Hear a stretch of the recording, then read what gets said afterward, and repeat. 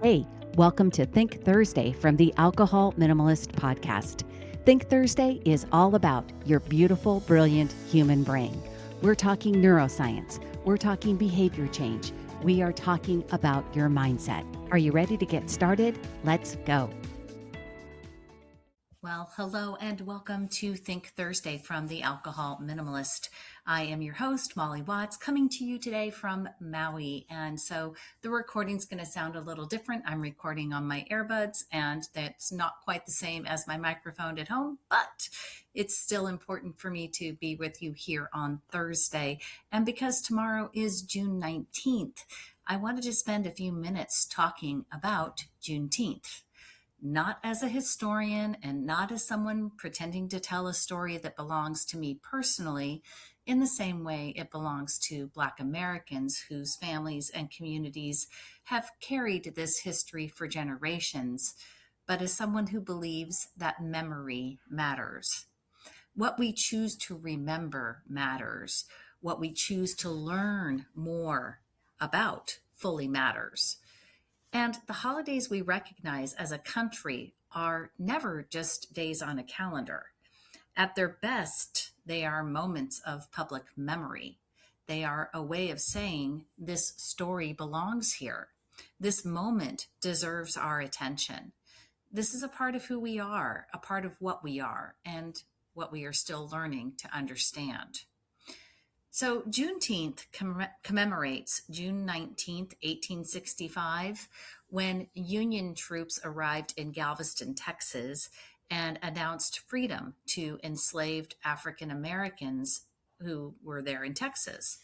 And this was more than 2 years after President Lincoln had issued the Emancipation Proclamation of 1863. That was January 1st, 1863.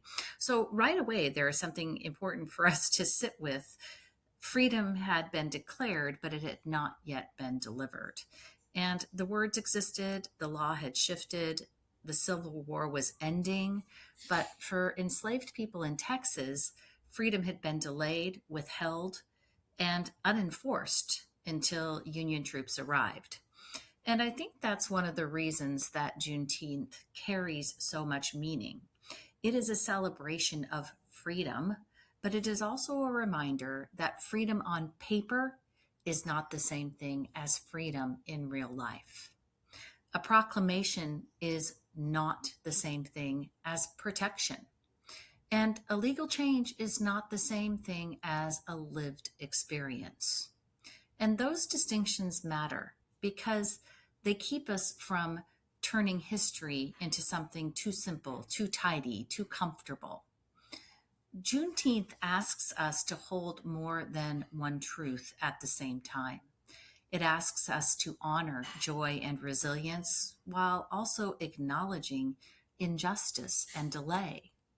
It asks us to remember liberation and also the long and unfinished work of making freedom real. That feels like an important Think Thursday idea because so much of what we talk about here is connected to the way human beings make meaning. Our brains are not passive recording devices.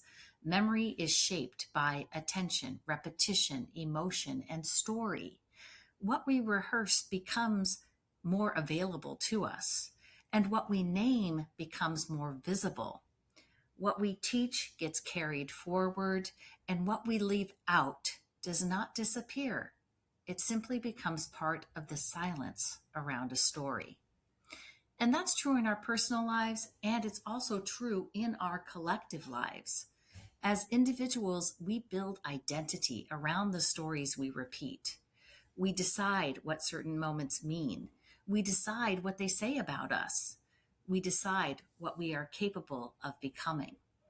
And as a culture, we do something similar.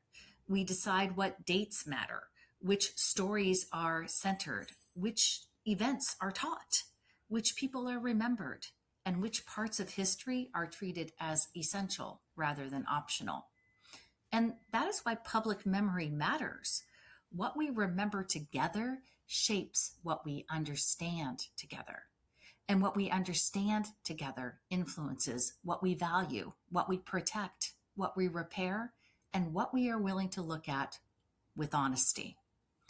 When Juneteenth became a federal holiday, not until, by the way, 2021, it was not the beginning of Juneteenth. And that is also an important distinction. Black communities had been celebrating Juneteenth for centuries, for generations, but before it became actually nationally recognized as a holiday. The federal recognition was new, but the memory of Juneteenth was not. The celebration actually wasn't new. The meaning was not new. The Smithsonian describes Juneteenth as the nation's second Independence Day and notes that it has been long celebrated, primarily within African American communities, even though many Americans were not widely familiar with it for much of the country's history. And there is something deeply powerful about that. Cultural memory is often preserved by the people most directly connected to it, even when the broader culture is not paying attention. To keep remembering when a nation has not fully remembered with you is an act of resilience. To keep gathering, teaching, honoring, celebrating, and passing down the meaning of freedom is a way of protecting truth across generations. So when Juneteenth receives broader recognition like it does now, the invitation is not to act as though this history suddenly appeared. The invitation is to realize that many of us are arriving late to a story that others have been carrying on all along. And I think that's worth reflecting on. Many of us grew up learning about the Emancipation Proclamation, and we may have absorbed a very simplified version of the story. Lincoln signed the proclamation and enslaved people were free. But Juneteenth reminds us that that story was a lot more complicated. The Emancipation Proclamation was enormously significant, but it did not instantly free every enslaved person in practical terms. It could not be enforced in areas that were still under Confederate control. And in Texas, freedom was not announced and enforced until Union troops arrived in Galveston on June 19, 1865. When we learn that fuller version, something changes. Freedom becomes less abstract. It becomes less sentimental. It becomes something we understand not only as the ideal, but as something that must be delivered. It must be defended. It must be embodied and protected. And freedom is not fully meaningful if it only exists in theory. It has to reach people's actual lives. And I want to be careful here because in the personal development space, there can be temptation to turn every historical moment into a metaphor for individual growth. And I do not want to flatten Juneteenth in that way. Juneteenth is specifically about slavery in the United States, delayed emancipation, and the lived experience of Black Americans. And that specificity matters. That history matters. The suffering matters. And the resilience matters. At the same time, I do think there is a broader human lesson we can reflect on respectively. And that lesson is about truth. A fuller truth creates the possibility of fuller freedom. It's not a comfortable truth. It's not partial truth. And it's not the version of truth that protects us from discomfort, but the kind of truth that helps us see more clearly, understand more deeply, and act with more integrity. This is something we talk about in behavior change all the time. Awareness comes before change. We cannot change what we refuse to see. We cannot repair what we refuse to name. We cannot grow from stories that are incomplete. And that is true individually, relationally, culturally, and historically. When parts of the story are left out, we do not make the story better. We make it less honest. And less honest stories tend to create avoidance. They create defensiveness, fragility, and misunderstanding as well.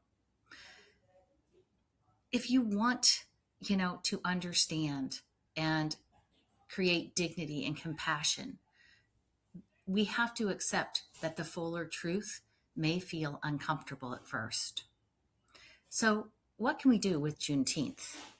I think the first thing we need to do is to refuse to let it pass by without attention.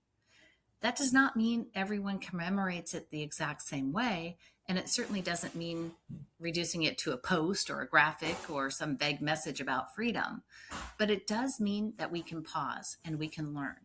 We can listen to Black historians, to writers, to educators, and community leaders. We can ask ourselves what we were taught, what we were not taught, and what we still need to understand more fully. And maybe we can also notice what happens inside us when history becomes more complex. Sometimes discomfort is not a sign that something has gone wrong. Sometimes discomfort is simply the feeling of an old story expanding. And this kind of learning really matters. It matters because we are not done becoming. And I think that is true not only for individuals, but also for communities, for cultures, and for countries. Becoming requires memory. It requires attention, and it requires truth. It requires the willingness to say that we can love our country and still tell the truth about its history. We can celebrate progress and still acknowledge harm. And we can honor freedom and still recognize the ways that freedom has been delayed, denied, and unevenly experienced. That kind of thinking holds us to more than one thing at a time, which is often where real maturity lives. Juneteenth is celebration and remembrance. It is joy, it is grief, it is history, and present-day reflection. And so I have an invitation for you on this Think Thursday. I want to leave you with 3 questions to carry you into tomorrow. Number 1, what did I learn about Juneteenth growing up, and what did I not learn? Number 2, what does this holiday ask me to remember more fully? And number 3, how can I honor freedom, not just as an idea, but as something that should be real in people's lived experience? Because memory does matter, and truth matters, and freedom matters. And Juneteenth matters because it reminds us that freedom delayed is still part of the story of freedom. It reminds us that a nation's memory is not complete unless it includes the stories that were ignored, that were minimized, or carried primarily by the communities most affected. Tomorrow, on June 19th, I hope we pause. I hope we listen. I hope we learn something. I hope we honor the generations of Black Americans who celebrated Juneteenth long before it became a federal holiday. And I hope we allow the meaning of the day to deepen our understanding of freedom itself. Not as a simple word, not as a finished project, but as a responsibility. That's all I got for you this week, my friends. Until next time, choose peace, and I will see you on Monday.